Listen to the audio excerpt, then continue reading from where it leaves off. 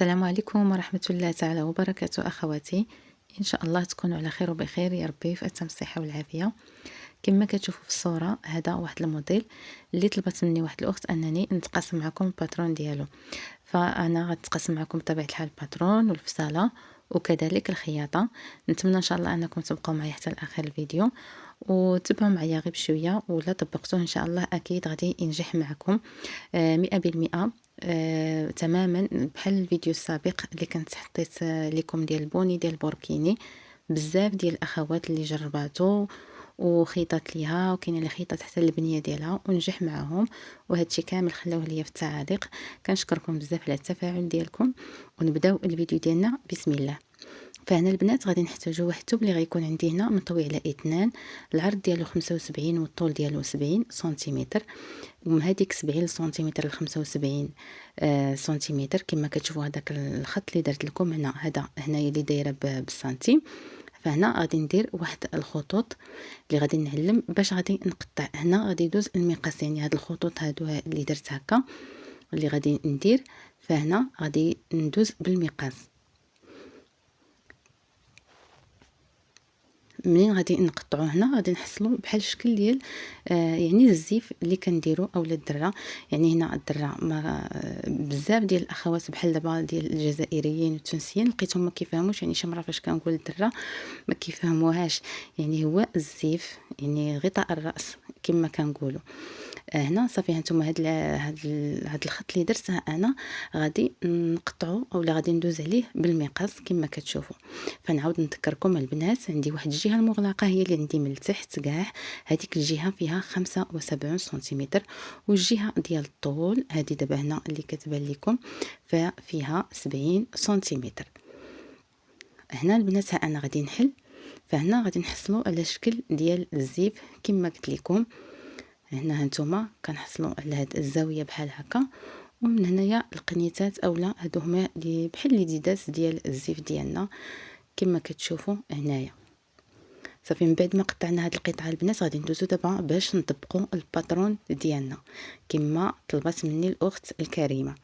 فهنا البنات غادي نشد الباترون، غادي ندير واحد القياس. هنا غنحسب واحد القياس ديال انا غادي نبقى نقول، وفي نفس الوقت غادي نحط لكم يعني ارقام باش حتى اللي ما فهمتنيش. هنا غادي ندير 42 سنتيمتر. من بعد 42 سنتيمتر غادي نجي ندير واحد القياس النصف ديال 42 سنتيمتر اللي هو 21 سنتيمتر، يعني سنديرو النصف ديال المسافه. غادي نجي من هذيك 21 وغادي نطلع بواحد القياس. بطبيعه الحال هنا البنات كتشوفوني كنستعمل المثلث باش نحصل على واحد المستقيم اللي غيكون عندي مقاد. غادي نطلع بواحد القياس ديال 45 سنتيمتر، وغادي ندير واحد المستقيم هكايا هابط نيشان هكا. هنا عندي 45 سنتيمتر. بنفس القياس غادي نمشي لهداك النقطه اللي كنت درت ديال 42 ونحاول حتى هي نطلع واحد المستقيم مقاد نيشان اللي القياس ديالو حتى هو 45 سنتيمتر. صافي هنا غادي نحاول نلاصق هاد النقاط ديالي، يعني هذيك 45 مع 45 يعني حتى الطرف الاخير كما كتشوفوا. هنا غادي نحصل على واحد المستطيل. صافي غادي نقطع دابا هاد المستطيل هذا باش نتخلص من الزائد ديال الورق، وعاد نكملوا الباترون ديالنا. صافي هنا غادي ناخذوا هاد القطعه هذه ديال الباترون، غادي نجيو لهنا يعني من الاسفل هنا غادي نعبروا واحد 15 سنتيمتر، وغادي نديروا نقطه ها هي 15 سنتيمتر. وغادي نجيو من هنا يعني من الاسفل للاعلى غادي نعبروا واحد 27 ونصف سنتيمتر ونديروا نقطه ياك. وغادي نجيو من هذيك 27 ونصف وغادي نخرجوا بواحد القياس ديال 17 سنتيم ونديروا نقطه. وغادي نجيو دابا من الاعلى غادي نحسبوا من الفوق لهنا للاسفل غادي نحسبوا 5 ونصف وغادي نديرو نقطة. انا درت 5 ونصف ودرت نقطة، ومن هذيك 5 ونصف غادي نخرج عاوتاني بواحد القياس ديال 9 ونص، 9 ونصف، وغادي ندير نقطة. ومن الاعلى كذلك هادشي كامل القياس كنعبرو من هذاك المنتصف اللي درت، غادي نخرج بواحد 4 سنتيمتر، عبرتها صافي. وهادو هما النقاط ديالي، وغادي نلاصق 4 سنتيمتر مع 9 ونص مع 17، وغادي نهبط ل15.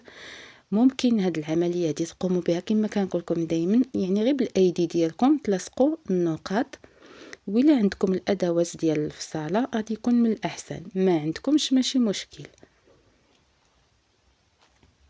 من بعد ما لصقت هاد النقاط غادي نطوي الباترون ديالي على 2. بطبيعه الحال غنمشي مع هذاك المنتصف نيشان صافي، وغادي ندوز بالمقاس وغنقطع في خطره واحده، يعني بلا ما نحتاج انني ندير نفس القياسات في الجهه الاخرى. صافي يعني كندير غير واحد الجهه وكنقطع في خطره وكيخرج لي نفس القياس. غادي ناخذ هنا عاوتاني واحد القطعه واحده اخرى، غنجي لهنا غنعبر واحد 7 سنتيمتر. من بعد ما حطيت هذيك 7 سنتيمتر غادي نجي لهنا وغادي نعبر واحد القياس ديال 21 سنتيمتر، 21 سنتيمتر، وغادي ندير واحد العلامه صافي. وغادي ناخدو هنايا غناخد انا البيستولي وغادي نلصق هذيك النقطه ديال 7 مع 21. ممكن انكم ديروها بالايدي ديالكم، يعني تحاولوا تلصقوا هاد النقط هادو تمشيو بواحد الشكل يعني مائل. صافي غادي نقطع المقاس هاد الباترون، هاد جوج القطع اللي غادي نحتاج. غادي ناخد واحد القطعه من الثوب، هذه غير قطعه عندي زايده من الثوب، وغادي نطوي على 2 ثم على 4 كما كتشوفوا. راه عندي جوج دابا تاع الجهات مغلقين، عندي الجهه اللي من لهيه كاع والجهه السفلى، الجهه التحتانيه. غادي نبقى كنتبع على هذا الباترون هذا صافي. من بعد ما يعني تراسيتو صافي غادي نقطع وغادي نحصل على هاد القطعه هكا. هاد البانده هذه غادي نديروها لقدام، وهذه هي القطعه اللي فصلنا في الاول، هي هذه كتجينا على هذا الشكل البنات هكا صافي. وغادي نقاد لها كنطويوها على 2 مزيان، يعني كنقادوها على 2 مزيان وكنطراسيو هاد المنتصف هذا، يعني كنعلموه ضروري كنبركو عليه، يعني كنعلموه يعني ضروري غادي نحتاجو هاد المنتصف من بعد يعني من الاسفل حتى الفوق. صافي البنات ها هو المنتصف كيفاش حصلت عليه. غادي نعاود نطراسيه دابا مزيان بهذا الشكل صافي، لانني ضروري غادي نحتاجو هذا المنتصف هذا. من بعد البنات غادي نجيب دابا هاد الباترون ديالي وغادي نشد المنتصف ديالو، غادي نحطو فوق هاد المنتصف هذا بهاد الطريقه هذه تماما. غادي نحطوه هكايا نيشان، نحاولوا نقادوه صافي. غنوضع هنا واحد المقاس باش نتقل على هاد الورق هذا ما يتزعزعش ليا. وهنا كذلك غادي نجيب هاد المنتصف نيشان حتى هو مع الخط الفوقاني هكا باش يجيني مقاد. ودابا غنبقى نطراسي بهاد الطريقه هذه، غادي نبقى نطراسي وندوز على هاد الباترون هذا ديالي اللي درنا. صراحه الله يعني الباترون يعني شي حاجه اللي زوينه بزاف، واخا كيكونوا فيه يعني كتبقاي تحسبيه وهذا، ولكن كيسهل عليك الخدمه بزاف. غادي نكمل غنبقى نطراسي هكا صافي حتى نوصل لهداك المنتصف ونكمل القطعه ديالي بهذا الشكل صافي. وحنا دابا حصلنا على واحد شكل اللي يعني دائري.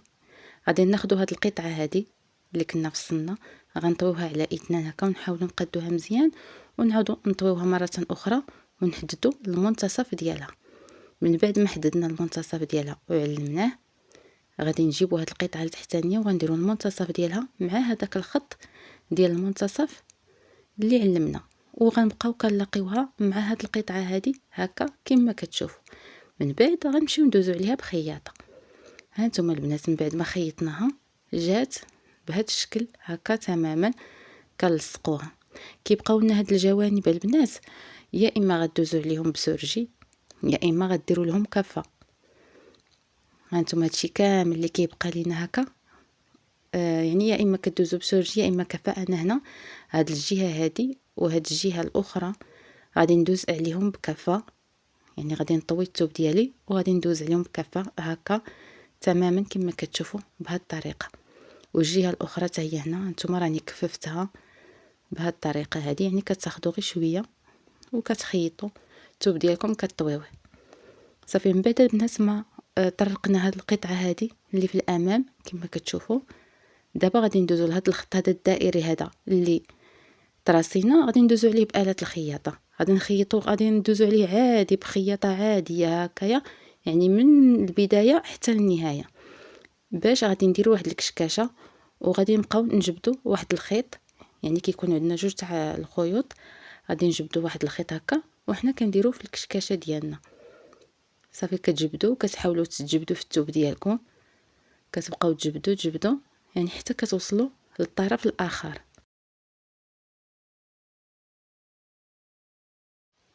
غادي نكمل. انا كنجبد في الخيط وانا كنجبد في الثوب، كنجبد في الخيط وكنجبد في الثوب هكا حتى كنوصل كما قلت لكم لهداك الطرف الاخر كما كتشوفوا بهذه الطريقه. ملي كندير هاد الكشكاشه هذه صافي البنات غادي نعبروها.